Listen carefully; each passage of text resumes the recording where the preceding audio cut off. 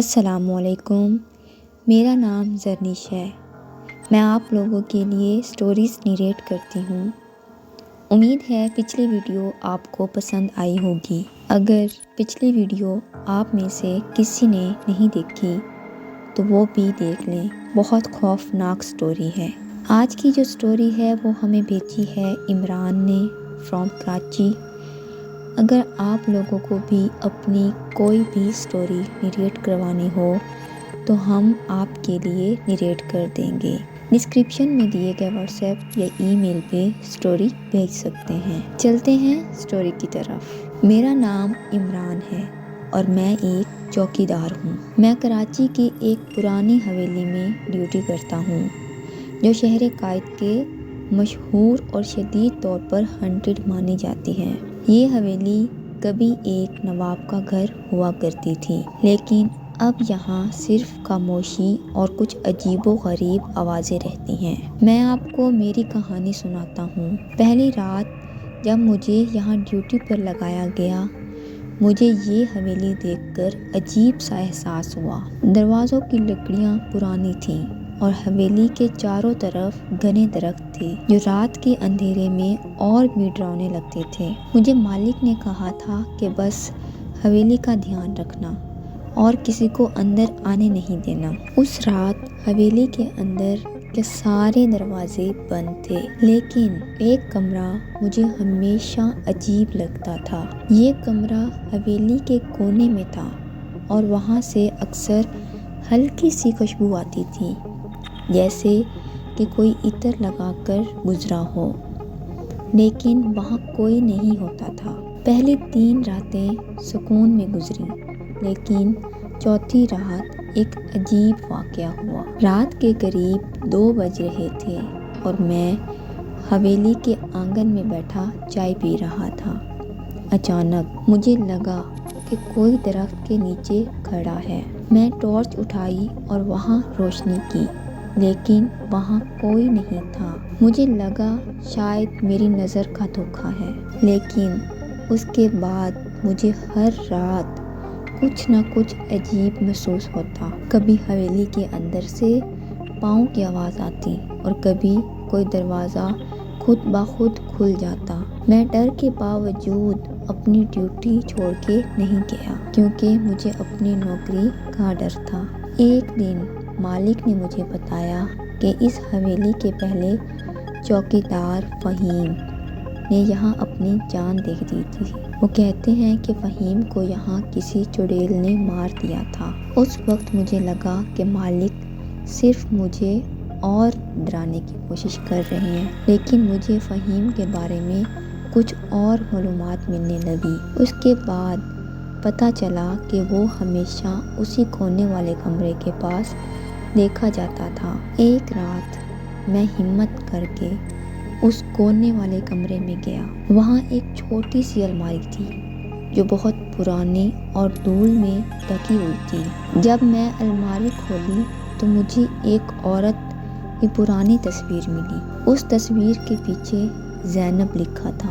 تصویر دیکھ کر مجھے کچھ عجیب سی گھبراہٹ ہونے لگی، جیسے کہ کوئی مجھے دیکھ رہا ہو۔ میں نے جلدی سے تصویر الماری میں رکھی اور وہاں سے نکل گیا۔ اس رات مجھے خواب آیا کہ ایک عورت سفید لباس میں میرے پاس آ رہی ہے اور وہ کچھ کہہ رہی ہے، لیکن اس کی آواز سنائی نہیں دے رہی۔ جب میں اٹھا تو مجھے اپنے کمرے کے دروازے کے باہر وہی عطر کی خوشبو محسوس ہوئی۔ اگلی کچھ راتوں میں حویلی کے واقعات اور بڑھنے لگے۔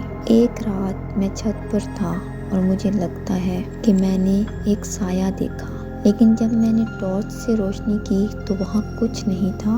پھر مجھے لگتا تھا کہ کوئی میرے قریب چل رہا ہے، لیکن مڑ کے دیکھتا تو صرف خاموشی ہوتی۔ یہ سب میرے ہوش اور ہمت کو توڑنے لگے۔ ایک دن مجھے حویلی کے بارے میں ایک پرانا رسالہ ملا۔ اس میں لکھا تھا کہ زینب اس حویلی کی پہلی مالک کی بیٹی تھی۔ اس کا چہرہ خوبصورت تھا، لیکن اس کا معاملہ تھوڑا عجیب تھا۔ لوگ کہتے ہیں کہ اس پر کسی جن کا سایہ تھا۔ ایک رات زینب حویلی کے اس کونے والے کمرے میں غائب ہو گئی اور اس کے بعد کبھی نہیں ملی۔ مالک کہتے ہیں کہ اس کا سایہ ابھی بھی حویلی میں گھومتا ہے۔ پھر ایک رات ایسا کچھ ہوا جو میری زندگی کا سب سے ڈراؤنا لمحہ تھا۔ رات کے قریب 3 بج رہے تھے اور میں آنگن میں تھا۔ اچانک حویلی کے اندر ایک زور سے آواز آئی، جیسے کوئی چیز گر رہی ہو۔ میں بھاگا ہوا اس کونے والے کمرے کی طرف گیا۔ جب میں نے دروازہ کھولا تو مجھے لگا کہ حویلی کے ہر کونے کانپ رہے ہیں، ہر کونے میں سے آواز آ رہی ہے۔ وہ الماری خود بخود کھل رہی تھی اور اس میں سے وہی عطر کی خوشبو پھیل رہی تھی۔ اچانک مجھے اپنے قریب ایک ٹھنڈی سانس محسوس ہوئی۔ میں نے مڑ کے دیکھا تو وہی عورت سفید لباس میں کھڑی تھی۔ اس کا چہرہ دھندلا تھا لیکن اس کی آنکھیں سیدھا میری طرف دیکھ رہی تھیں۔ مجھے لگا کہ میری جان اب یہاں نکل جائے گی، لیکن وہ بس خاموشی سے کھڑی تھی اور پھر دھیرے دھیرے ہوا میں غائب ہو گئی۔ اس رات کے بعد مجھے سمجھ آ گیا کہ یہ حویلی صرف پرانی نہیں بلکہ کسی شیطانی طاقت کا گھر ہے۔ میں نے اگلے دن اپنی نوکری چھوڑ دی اور کبھی وہاں لوٹ کر نہیں گیا۔ لوگ کہتے ہیں کہ حویلی اب بھی ویسی ہی ہے اور رات کے وقت زینب کا سایہ اب بھی کونے والے کمرے میں گھومتا ہے۔ اگر آپ کبھی اس حویلی کے پاس جائیں تو اپنی ہمت اور دعا کے ساتھ جائیں، کیونکہ یہ جگہ انسانی نہیں لگتی۔ یہ تھی میری کہانی۔ جو سن رہا ہے وہ سوچ سمجھ کر ہی رات کے وقت پرانی حویلیوں کے پاس جائیں۔ آخر جن اور چڑیل کا مذاق نہیں اڑانا چاہیے۔ بہت شکریہ عمران، آپ اپنی سٹوری بیان کی۔ دوستوں، یہ تھی ہماری آج کی کہانی۔ پسند آئی ہو تو لائک کر دینا، ہو سکے تو چینل کو سبسکرائب کر دینا۔ ملتے ہیں اپنی اگلی ویڈیو میں، تب تک کے لیے اللہ حافظ۔